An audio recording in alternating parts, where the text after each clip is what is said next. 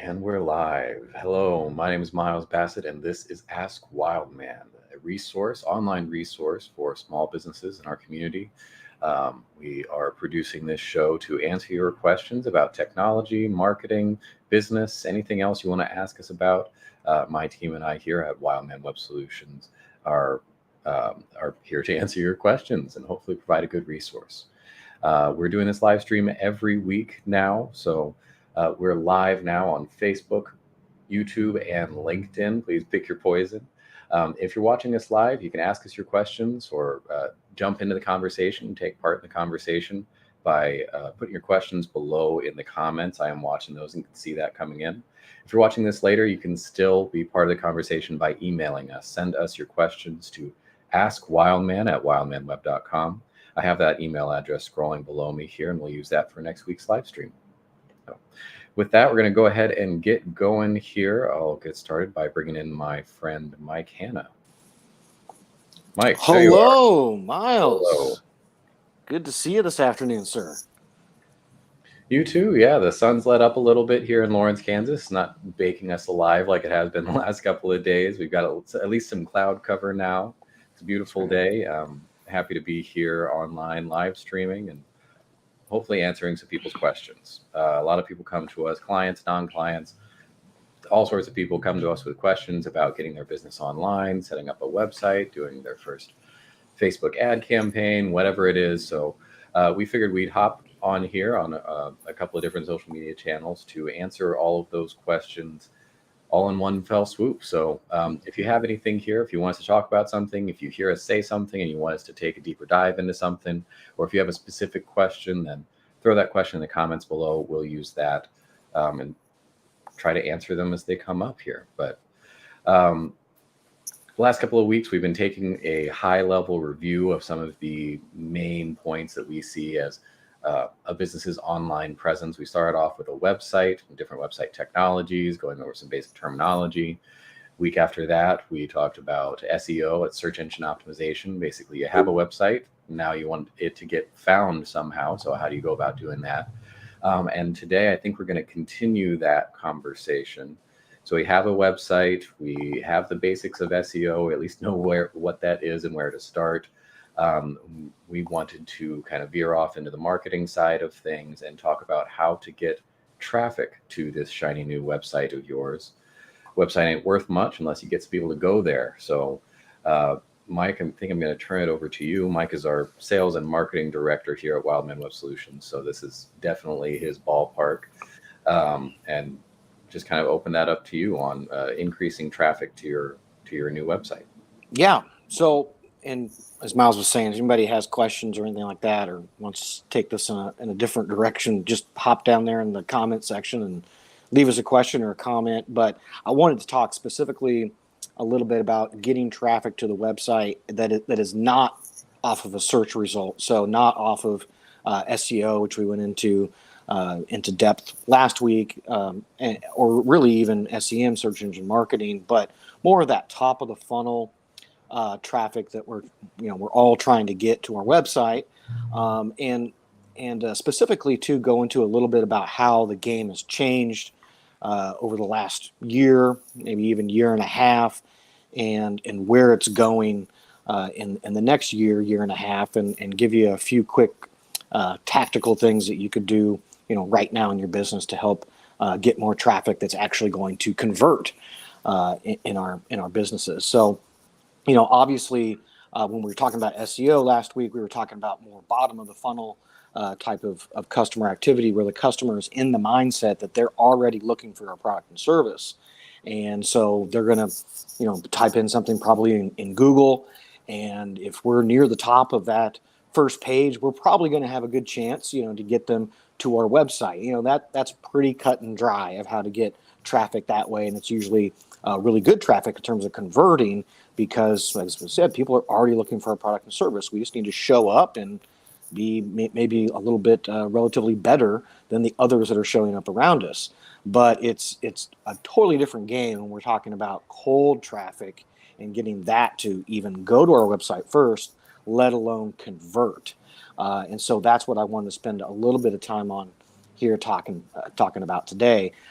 You've probably at some point in the past, messed or currently messed around with Facebook ads or LinkedIn ads or Instagram ads or something like that.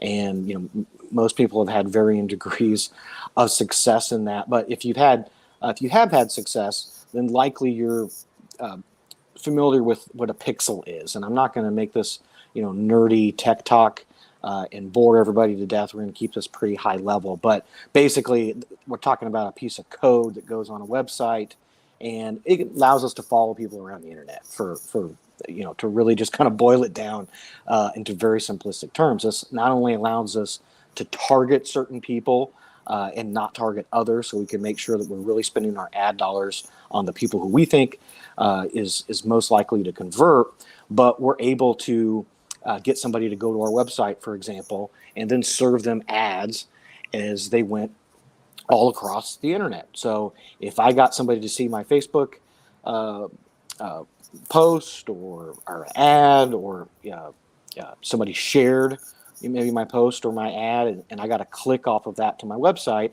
I could then continue to serve ads to that customer as they went to wherever on the internet, and obviously create that frequency, which is the thing that is going to drive conversions. We talked about this before on the show, but the old adage from classical advertising was it takes 7 no's to get a yes, meaning that most people are going to see an ad or get asked to buy something 7 times before they're actually going to do it.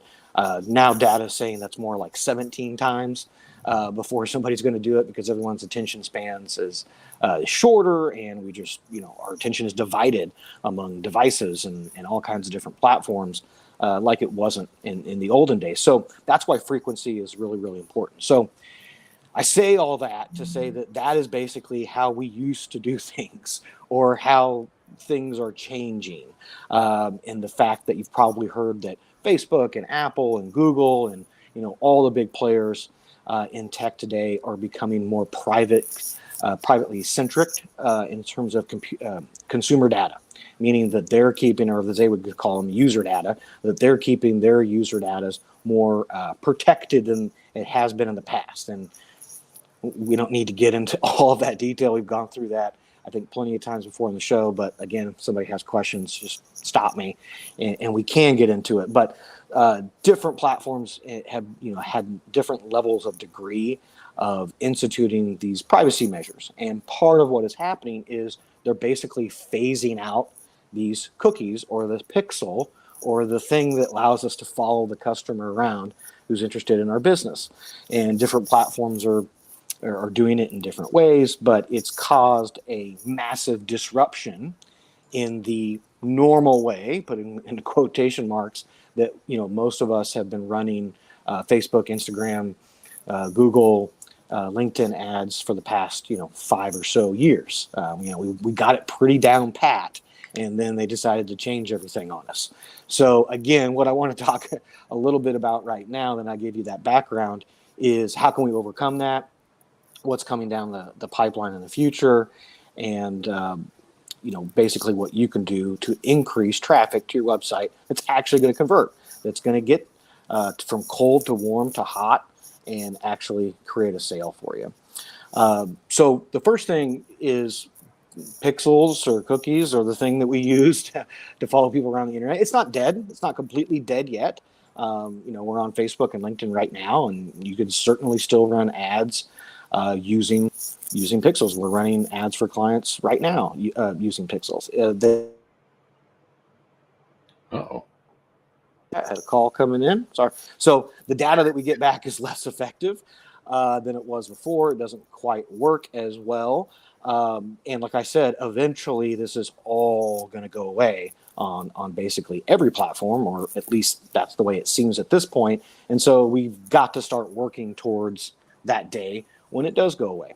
And so what we've been talking about right now is something called third-party data. And that's what the pixels or the cookies collect, and that's how they track people around the internet. Again, I'm not going to make this super tech nerdy talk, but I'm sure Miles can get into exactly how all that works if you really, really wanted to. Just send him a message. But the thing is that we have to start getting first and zero party data from our customer base. That's really what I think you should probably make your number one priority for the rest of 2022. If you're not already, is how can I build up a customer database that has zero and first party data, which basically means that somebody either willingly gives me their data, their email address, their phone number, etc., or I get it by way of a purchase or on some level they've opted in to have me have that data, and we can get into that a little bit more here in a minute. But the other thing that is really, really important that you can be doing and you should be doing today in your business to combat this and to still get really good rate results is to utilize video. And so I'll give you this quick tactic right now. Again, you could, take it and run with it tomorrow if you want, and it should produce results for you. And that is to create, engaging. It doesn't have to be professional, but nice video content. Let's say you could do it yourself. We usually recommend that people use professionals for these kind of things, but don't let that stop you from making video content. And basically, we can still remarket or retarget to people, meaning we can send them ads again and again and again if we can get them to watch our video content. So this is something that you could do right now if you are doing Facebook advertising and you have a great video out there and you've been wanting to know, hey, how do I make this video work for me? Well, okay, run one ad set at the campaign level and create it for the objective of video views. This is going to get as many people as Facebook can to watch your video as much as the way through. And you can do that for a while. You can get a whole lot of views. Hopefully, if it's good content, again, the market decides good content, but we generally consider that something that's educational, entertaining, or informative. And if it falls into that category, you're hopefully going to get a lot of people to watch a good amount of that video. And what we usually do is then remarket people with a strong call to action that watch 50% or more of that video. So why do we do that? Well, first of all, it gets us around this whole issue with the pixels and the cookies. But we know that if somebody, let's say it's a 3-minute video, and if somebody watches at least a minute and a half of that, we know that they probably have some interest in what we were talking about. And so that's the person that we want to send the call to action to actually get them to come back to the website and convert. We don't want to waste our time and our money going after people who scrolled right past it and after 3 seconds they opted out of watching anymore. And so that's a way that we can work a little bit, smarter, not harder in terms of spending a client's budget. But of course, that's going to get better results. It's going to be warmer traffic instead of cold traffic. And then as long as we have a good offer and our website isn't terrible and slow and some of the things that we talked about a few weeks ago, that is going to have a much higher chance of converting than trying to just get somebody off of the video for the very first time to go to the website and to convert. And we can move people down the buying funnel like that. The more times that we reach them, we can give them different offers. It's throwing a free shipping, this time they didn't take it last time. Things like that we can massage the audience, if you will, down through the buying funnel. So there's a quick tactic that you could do. Like I said, today, after you run the video view ad, you just go in, you create a custom audience, and then you would run an objective for traffic or to send somebody to your store or to have somebody convert right there, maybe in your e-commerce store. And you would send, again, that traffic. We usually do 50% or better in terms of the watch rate that they watch the video. So if you try that, let me know how it goes. Send us a message. But that's one of the highest performing tactics. And like I said, it has not stopped being a highly performing tactic through all these changes that we've been seeing with the pixels. So Miles, I'm going to stop right there before I get into zero and first party data again and break that down a little bit more for people. But tell me, first of all, if there's anybody has any questions, but do you have anything to add to that, or from the website perspective, maybe we could hit that, which I know we touched on briefly last week, but what do people need to make sure that when somebody does click that button, happens on their website that's going to increase the likelihood of that becoming a converting sale?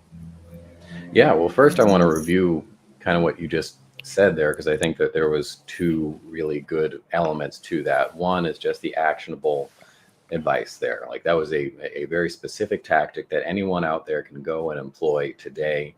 Like you said, it's nice to get, professional quality video and everything, but there's a lot of really good stuff that you can do out there by yourself with an iPhone. And if you can Yeah. get started and create something that is entertaining or informative or in some other way valuable to the client and not horrible quality, then you can use that tactic in order to kind of filter down your overall audience and get some of that warm traffic coming your way.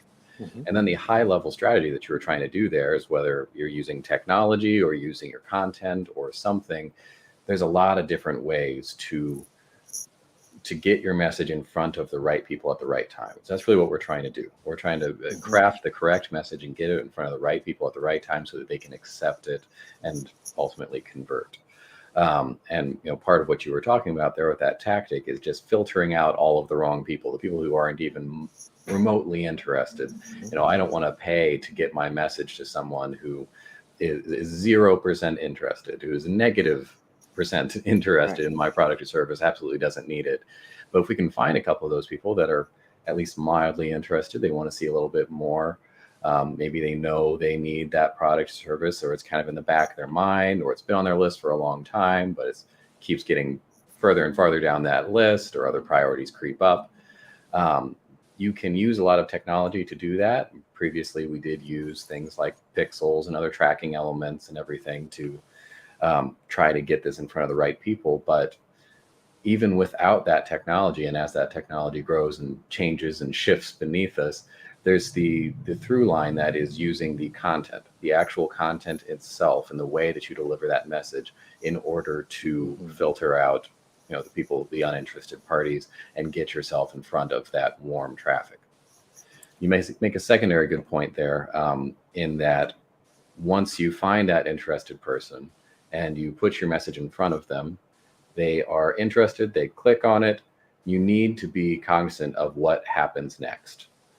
Because that person is ready to go. This is potentially a new sale. This is a new conversion. This is you put all that time and energy and possibly money into getting that person to click on that thing.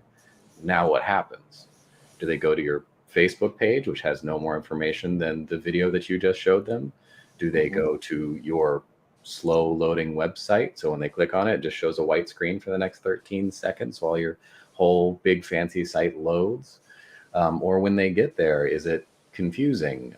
It's not really obvious what they should be doing. This is why a lot of people employ landing pages with these kinds of campaigns, where you put out a video, say we're marketing our website services. We do a whole lot outside of websites. So if you just go to our general website, to our website, you're not just going to see website design. You're going to see all of our different products and services. You're going to see Mike and I's life story on there, all sorts of information that isn't necessarily relevant to that person that's trying to convert and buy a website, since they were interested in that from the video. What we may want to do is create a landing page. That is a page specifically built for that content that we put out there, that is very simplified and really only gives that user very limited choices. So they go there and they can do two things. They can learn more about the product or service that we're marketing, and they can convert. Maybe that's booking a meeting, maybe that's buying something directly on the website, whatever that conversion is to you. But those are really the only things that they can do there, so that they're not getting confused. Because that's really what you don't want to do here. After you've put all that time, money, and sanity into creating a campaign and getting in front of these people, you don't want to lose that traffic since when they get to your website. So make sure that it's quick loading. That will, of course, benefit your website overall. It'll benefit your search, and it'll benefit any ad campaigns that you're doing out there, or any social content that you're putting out there. Make sure that it is clear and easy to navigate once someone does actually arrive at that site. And it's very clear how they get to what it is that they want to get to. You don't want them to get there and then get confused or frustrated or can't find what it is that they were just being marketed. and consider simplifying something, maybe using a landing page or something like that. So that's the additional tips I think I want to throw in there. We can use Mike's tips there in order to get that warm traffic, someone that's already kind of interested in our product or service. But if your content is good, hopefully they are then actually clicking on that, converting on that. So make sure you know what comes next and you understand how that works. You understand that customer's journey from Facebook or LinkedIn or Instagram, wherever that content was, over into your specific profile page or over into your website, exactly what that looks like for them, and that whole process is clear. Looks like we lost Mike for the day, but we're about ready to wrap up this quick live stream here anyway. So that's our talk on just getting some more organic or social based traffic to that new website. Next week, we'll hit another important point or a cornerstone in developing an online presence for a small business. If you have any tips or that you would want to throw in there, any of your own experiences or something that you want us specifically to talk about, or if you have any questions on anything we've talked about today or over the last couple of weeks, throw those in the comments below or email us at askwildman@wildmanweb.com. It's like I'm actually getting Mike back in here. Mike, are you there? I am here, Miles. Sorry about that. My Wi-Fi just shut off all of a sudden. So I don't know. Fun. What happened, Okay. what happened there. We're just But- wrapping up here with your very useful tactic that you put up there, and I was kind of summarizing everything. Do you have any final words for the people regarding this traffic tip? I just wanted to add something on to what you were saying there right before sorry about that. I got cut off. It's really important. This was another tactic that anybody can and should do in their business soon. If you haven't already, it's really important to understand your customer journey, which is what Miles was, basically describing there, are the steps that the customer goes from the time that they first become aware of your company to when they're actually becoming a customer. And like literally write those steps out, go through it yourself with your team, poke holes in it. Where are the holes in my marketing bridge? And fix those because everybody has them. And that is going to drastically help your conversion rate, which then, of course, you don't need as much traffic if you're converting more of it. But that is so important for everybody to understand. So that's another tactical takeaway. And then just the last thing I want to do before we wrap it up is just, again, implore people to really take the data building seriously. You need zero and first party data. I don't care how you get it, but you got to get it. And then that is going to be, really important to leverage, especially in the future for your marketing and advertising efforts. We love newsletters. Again, if you can just create content that is informative, educational, or entertaining, or a little bit of all, and put that out there and get people to somehow opt in to give you first and zero party data. So just wanted to drive that point home, Miles, and I'll turn it back over to you. Wrap it up. Awesome. Yeah, there's some very important elements you threw in there. Probably could be expanded out into a whole show of itself. And maybe that's what we talk about next week, gathering information or building a marketing bridge or measuring all of those things out, how to look at this stuff. But you let us know what you want us to talk about and the questions that you want us to answer. Again, email us, askwildman@wildmanweb.com. Visit our website there. You can sign up for our newsletter, which is informative and educational and entertaining, I think. You let us know, but you have to sign up first. And we'll see you back here next week. Thank you, Mike. All right. We'll see you next week. Follow us, Facebook, LinkedIn, YouTube, pick your poison there, and we'll see you live next week.